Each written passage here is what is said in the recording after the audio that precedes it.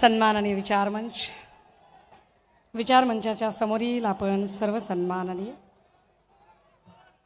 परिवर्तनाच्या लढ्यामध्ये ज्या ज्या महामानवांनी महानायिकांनी योगदान दिलं त्या सर्व महामानवांना महानायिकांना विनम्र अभिवादन करत, ज्यांच्यामुळे आम्ही मोकळा श्वास घेऊ शकतोय आणि जे आमच्यासाठी आपल्या घर संसारावर तुळशीपत्र ठेवून या देशाच्या सीमा राखत आहेत, त्या तमाम वीर जवानांना आणि त्यांच्या वीर मातांना विनम्र अभिवादन करत, ज्यांनी शिवसेनेचा वटवृक्ष वाढवला घडवला त्या वंदनीय बाळासाहेबांना अभिवादन करत, तुमच्यासारखीच मीही सन्माननीय पक्षप्रमुखांचं संबोधन ऐकायला उत्सुक आहे. मंचावर उपस्थित शिवसेनेचं चिलखत असा आम्ही ज्यांचा उल्लेख करतो ते सन्माननीय नेते संजय राऊत साहेब, नेते सुभाषजी देसाई, नेते अनिलभाऊ देसाई, नेते अरविंदभाई सावंत, विनायकभाई राऊत, शिवसेनेची खऱ्या अर्थाने बुलंद तोफ म्हणून आम्ही उल्लेख करू असे आमचे भास्कर दादा जाधव, ज्यांचं म्हणणं आपण ऐकलं ते ताकदीचे वक्ते नितीन बानगुडे पाटील, मंचावर उपस्थित आमच्या किशोरीताई पेडणेकर, वरुण भैया, खूप नामोल्लेख माझ्याकडनं कदाचित राहू शकतात, सगळे मान्यवर नेते उपस्थित आहेत. या दसरा मेळाव्यात एका चेहऱ्याची मला कमतरता भासते, ती म्हणजे धाराशिवच्या भूमपराड्यांचे आमचे निष्ठावंत शिलेदार ज्ञानेश्वर तात्या पाटील यांचं निधन झालं.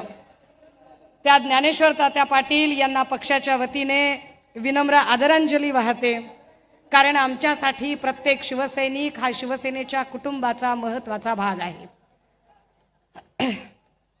दादा हो, आज दसरा आहे. दसऱ्याच्या निमित्ताने राज्यभरामध्ये वेगवेगळे उपक्रम साजरे केले जात आहेत. गावापासून देशापर्यंत प्रत्येक जण हा सण उत्साहात साजरा करत आहे. गावगाड्यातला प्रत्येक माणूस, इथला मराठा, साळी माळी कोळी तेली तांबोळी आतार बागवान सुतार लोहार कुंभार रामोशी बेरड बेस्तर बेलदार घिसाडी कैकाडी पारधी कंजारभाट सिक्कलगार आराधी भराडी गोंधळी सगळ्या जातीची माणसं हा दसरा मेळावा अत्यंत आनंदाने साजरा करत आहेत आणि या निमित्ताने राज्यभरात वेगवेगळे मेळावे होत आहेत. त्यात एक सकाळी महत्त्वाचा मेळावा संपन्न झाला, तो राष्ट्रीय स्वयंसेवक संघाचा. आणि राष्ट्रीय स्वयंसेवक संघाच्या सरसंघ संचालकांनी आज आपल्या अभिभाषणामध्ये असं म्हटलं की द्वेष संपला पाहिजे, सांप्रदायिक विभाजन होता कामा नाही, देश बलशाली झाला पाहिजे, हा देश मजबूत झाला पाहिजे, जाती जातीच्या धर्माधर्माच्या भिंती तोडल्या पाहिजेत, दुर्बल घटकांना सोबत घेतलं पाहिजे. सरसंघ संचालक जी आपलं म्हणणं सरांखो पण सरसंघ संचालक जी तुम्ही हे सांगताय कुणाला? कारण महाराष्ट्रातल्या गावगाड्यात राहणारी 18 पगड 12 बलुतेदार 18 आलुतेदार इथला मराठा साळी माळी कोळी तेली तांबोळी आतार बागवान सुतार लोहार कुंभार रामोशी बेरड बेस्तर बेलदार आराधी गोंधळी भराडी कैकाडी कंजारभाट सिक्कलगार पारधी जोशी चित्रकथी ही सगळी माणसं गुन्ह्या गोविंदानेच नांदतात. पण सरसंघ संचालक महोदय, जर खरंच द्वेषबुद्धी संपवायचा सल्ला द्यायचा असेल तर आमची आपल्याला दोन्ही हात तिसरं मस्तक जोडून नम्रतेची विनंती असेल, हा सल्ला सगळ्यात आधी राज्याचे उपमुख्यमंत्री देवेंद्र फडणवीसांना आपण द्यावा, ज्यांनी या राज्यामध्ये माणसात माणूस ठेवला नाही, जातीत जात ठेवली नाही, ज्यांनी इथे द्वेषाचं राजकारण पसरवलं आणि ते द्वेषाचं राजकारण पसरवण्यासाठी कोकणमध्ये न चालणारी चिल्लर जी बाजारातनं रद्दबातल झाली आहे, असे 4 आणे 12 आणे तुम्ही इथं बाजारात आणताय आणि तुमची न खपलेली 4 आण्या 12 आण्याची चिल्लर इथे लोकांमध्ये जर जाती द्वेष पसरवत असेल तर सरसंघ संचालक साहेब जरा देवेंद्रजींचे कान उपटा आणि सांगा त्यांना की आम्हाला हा महाराष्ट्र शांत हवा आहे, इथे सांप्रदायिक विभाजन कृपया करू नका. पण हे सांप्रदायिक विभाजन का केलं जाते? का? आधी ही चारणे बाराणेची चिल्लर हिंदू मुस्लिम करत होती, पण आम्ही आभार मानतो इथल्या हिंदूंचेही आणि मुस्लिमांचेही, ज्यांनी कमालीचा संयम दाखवला, ज्यांनी कमालीचा समंजसपणा दाखवला आणि यांच्या लव जिहाद किंवा ओट जिहाद अशा कुठल्याही धार्मिक विद्वेषाची पेरणी करणाऱ्या, विष पेरणी करणाऱ्या यांच्या कुठल्याही बोलण्याला त्यांनी कवडीची किंमत दिली नाही. मग त्यांनी दुसरा खेळ चालवलाय.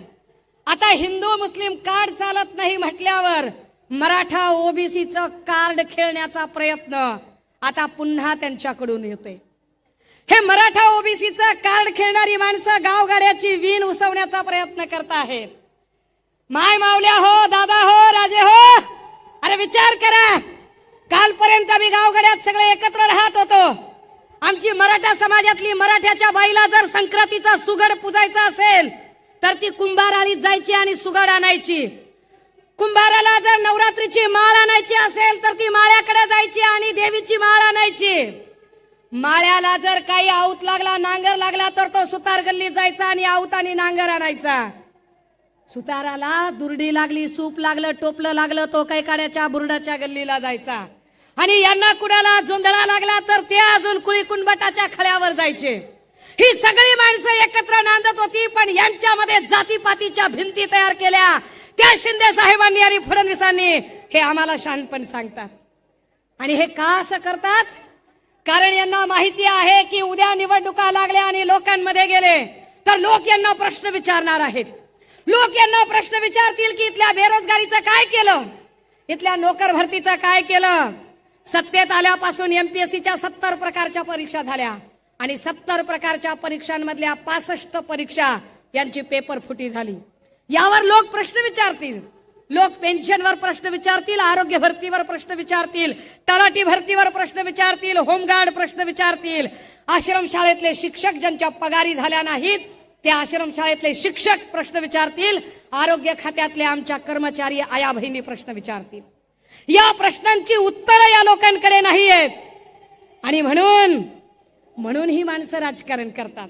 बरं, आपण याच्यावर जेव्हा कधी यांना प्रश्न विचारावे त्यावेळेला ते लगेच सांगत असतात की नाही, याच्यावर राजकारण करू नका, त्याच्यावर राजकारण करू नका, हे बोलू नका, ते बोलू नका. कोण राजकारण करते? कोणत्या प्रश्नाची उत्तरं त्यांनी दिली? हे शिंदे साहेबांचे सगळे बोलघेवडे आमदार आकडे सांगतात. 6,000 कोटीचा निधी, 10,000 कोटीचा निधी, 5,000 कोटीचा निधी. अरे गेला कुठं? गावात रस्ते नाही, नीट लाईट नाही, गटर नाही, मीटर नाही, गेले कुठे हजारो कोटी रुपये तुमचे? किती किती थापा हाणाल आणि किती लोकांना भुलवाल, पण यावर ते चकार शब्दाने बोलत नाहीत. या प्रश्नांची उत्तरं ते देत नाहीत. शेतीमालाला भाव का नाही, सोयाबीन कापसाचं काय झालं, यावर ते काहीच बोलायला तयार होत नाहीत. यावर बोलायचं सोडून ते जातीपातीचे भांडणं लावायचा प्रयत्न करतात. आर्थिक प्रश्नावर तर ते बोलतच नाहीत. दादा हो, 1962 पासून ते 2014 पर्यंत, 1962 ते 2000 या राज्यावरचं कर्ज होतं 2,37,000 कोटी आणि गेल्या 10 वर्षात कर्ज झालं 9,54,911 कोटी. 10 वर्षात तिपटीने कर्ज वाढलं. ही वित्तीय तूट इतकी मोठी आहे की कदाचित पुढची 10 वर्ष ती तूट भरून निघणार नाही. तरीही घोषणांची आणि आश्वासनांची खैरातच खैरात चालू आहे. काल परवा जाहिरातीचेच पैसे देत नाहीत म्हणून जाहिरातदार आणि कंत्राटदार बोलत होते, त्यावरही ते बोलायला तयार होत नाहीत. बरं, आपण काही बोलावं तर ते म्हणतात राजकारण करताय तुम्ही. कुणी राजकारण केलं? शिंदे साहेब, राजकारण कुणी केलं ते जरा नीट समजून घ्या. जिवंत माणसांचं सोडा, तुम्ही तर महापुरुषांचं सुद्धा राजकारण केलं. शिंदे साहेब, तुम्हाला एकही आंदोलन हाताळता आलं नाही. आम्हाला आनंद आहे की सन्मान्य पक्षप्रमुख जेव्हा जितका काळ या राज्याचे मुख्यमंत्री म्हणून होते तेवढा काळ या राज्यात एकही सांप्रदायिक आणि धार्मिक दंगल झाली नाही. पण शिंदे साहेब तुम्ही ठरवून धार्मिक दंगली घडवून आणल्या. धार्मिक दंगली घडवण्यासाठी कारणीभूत असणाऱ्या शांतिगिरी सारख्या महाराजाच्या पाठीशी उभं राहण्याची भूमिका तुम्ही घेतली. तुम्ही खऱ्या अर्थानं महाराष्ट्र नासवण्याचं काम केलं. तुम्ही शहाणपण सांगायचं आम्हाला आणि ते सांगतात महापुरुषांचं राजकारण. शिंदे साहेब आठवा, तेव्हा तुम्ही इकडेच होतात, नंतर गद्दारी करून गेलात. तुम्ही काय केलं? 10 वर्षापूर्वी 2014ला नरेंद्र मोदी यांनी इंदू मिलची कुदळ मारली होती. गेल्या 10 वर्षात डॉक्टर बाबासाहेब आंबेडकरांच्या स्मारकासाठी त्या इंदू मिलची एक साधी वीट रचली नाही. याच्या उलट दीक्षाभूमीचं खोदकाम तुम्ही केलं. तुमची अघोरी भूक काही संपत नाही. तुम्ही किती राजकारण करावं? इकडे तुम्ही इंदू मिलचं स्मारक उभं केलं नाही, तिकडे अरबी समुद्रामध्ये छत्रपती शिवरायांचं स्मारक उभं करणार होतात. ते छत्रपती शिवरायांचं स्मारकही तुमच्याच्याने उभं करणं झालं नाही. हे तर नाहीच नाही, पण याच्याही पेक्षा आश्चर्य की छत्रपती शिवरायांचा पुतळा पडतो. शिंदे साहेब, छत्रपती शिवरायांच्या पायाशी जाऊन तुम्ही शपथ घेतली. किती खोटारडं वागाल. महाराजांची शपथही तुम्ही पाळली नाही.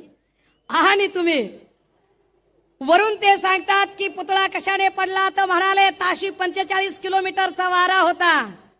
ताशी 45 किलोमीटरचा जर वारा असेल तर कोकणामध्ये अनेक नारळाची झाडं आहेत, ती झाडं का पडली नाही? त्या झाडांवरचं साधं नारळ सुद्धा पडलं नाही. आणि तरीही हे आम्हाला सांगतात की ताशी 45 किलोमीटर, आणि त्या आपटेला तुम्ही सहज सोडून देता. तुम्हाला महापुरुषांची अस्मिता काहीच वाटत नाही.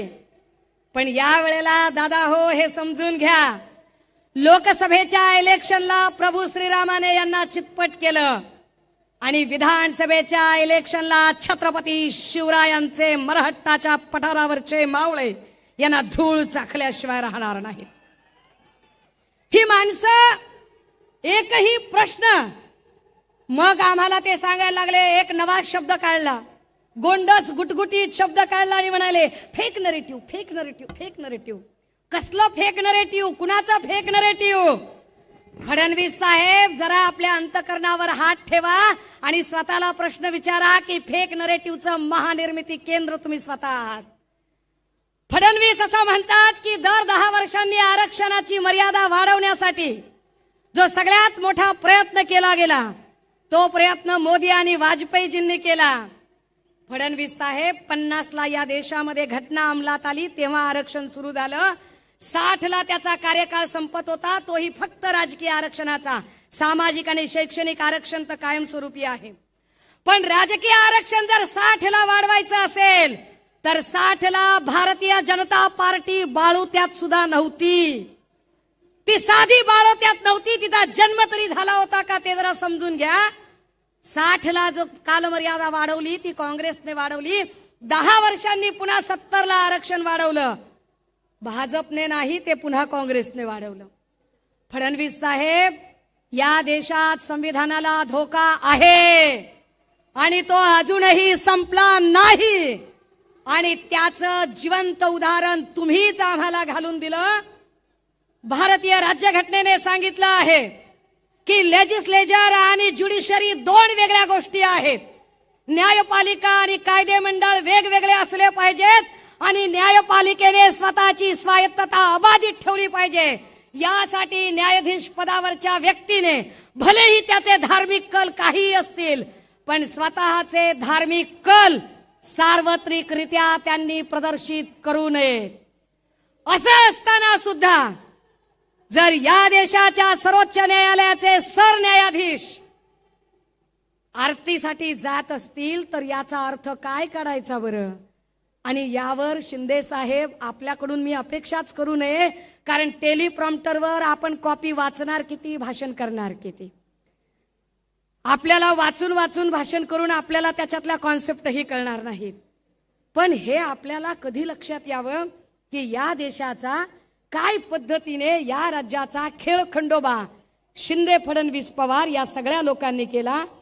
वर हे सगळं झाकण्यासाठी इथल्या न्याय व्यवस्थेला काय पद्धतीने यांनी सगळीकडून वेठीस धरल्याचा प्रकार केला. आणि हे सगळं झाकताना आश्वासनांची आणि घोषणांची खैरात सुरू केली. आता एक नवी खैरात सुरू झाली. ते म्हणाले की विरोधकांना खुपतंय लाडकी बहीण. काय खुपायचं कारण आहे? लाडक्या बहिणींनी 1500 रुपये कचकावून घेतले पाहिजेत, रटावून प्रत्येकीनं पैसे घेतले पाहिजेत. कारण लक्षात असावं राजे हो, जे आम्हाला महिना 1500 रुपये मिळायला लागले ते काही देवेंद्र फडणवीस साहेबांनी नागपूरचा बंगला विकून आम्हाला दिलेले नाही, किंवा ते 1500 रुपये शिंदे साहेबांनी तापोळ्याची जमीन विकून आम्हाला दिलेले नाहीत.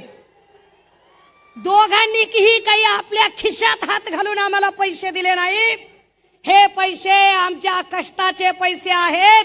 आमच्याच राज्यातल्या नागरिकांनी जो टॅक्स भरला त्या टॅक्सचे पैसे आहेत. तुम्ही फक्त पोस्टमन आहात, बेकार क्रेडिट घ्यायचा नाद करू नका. क्रेडिट घेतात, त्याचे बॅनर लावतात. अय दादा हो, तुमच्यापैकी लय जण काही तुम्ही विदर्भातून आला असाल, तुम्ही मराठवाड्यातून आला असाल.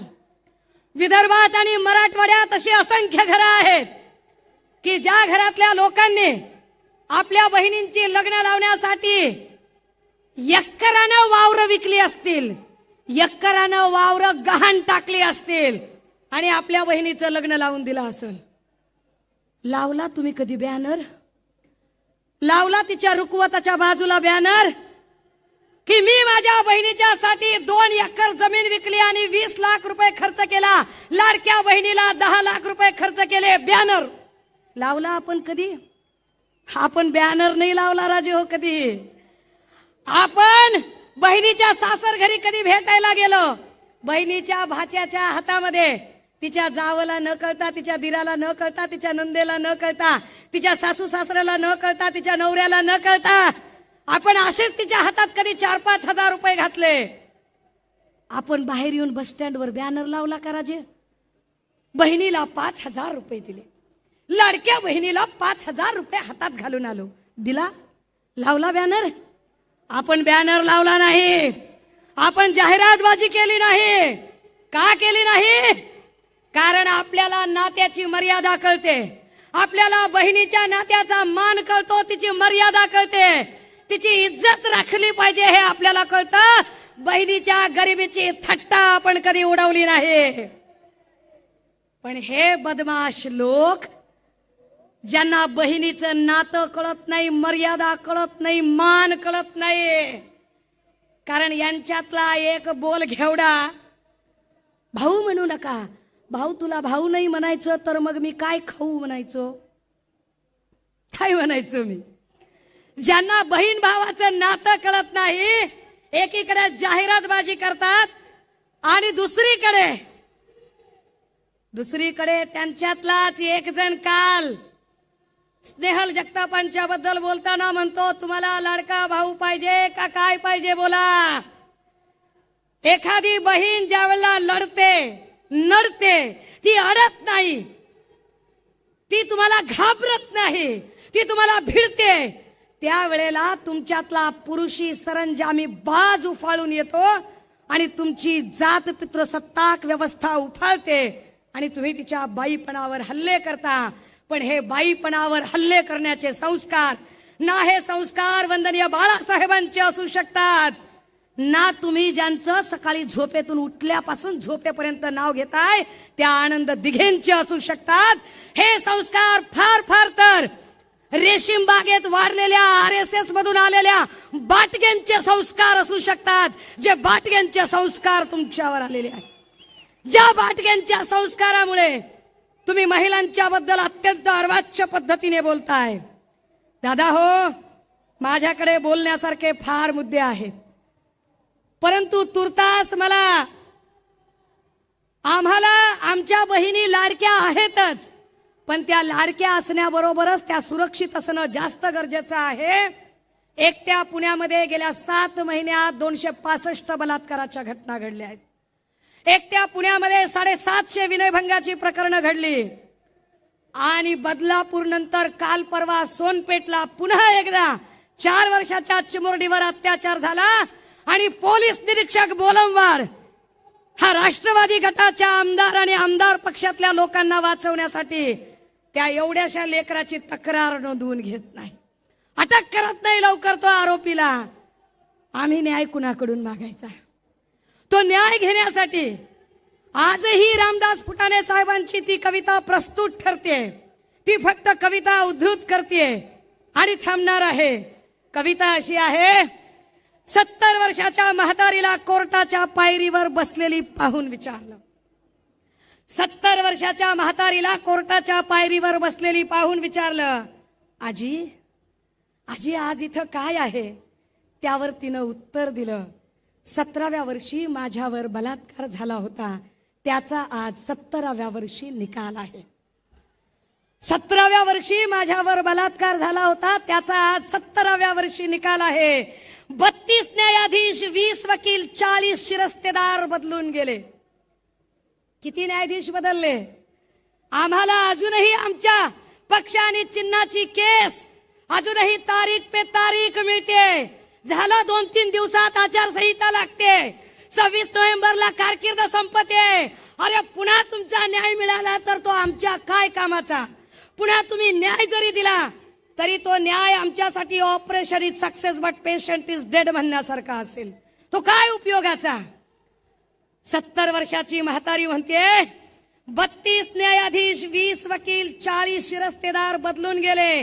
निम्मे साक्षीदार मरून तर बाकीचे केव्हाच पळून गेले. कितीतरी बलात्कारित मावल्या मरून गेल्या, मी मात्र जिवंत आहे. हाच एक सवाल आहे. आणि 17व्या वर्षी झालेल्या बलात्काराचा आज 17व्या वर्षी निकाल आहे. भगवान के घर देर है ही म्हण अजूनही बदललेली नाही. भगवान के घर देर है ही म्हण अजूनही बदललेली नाही.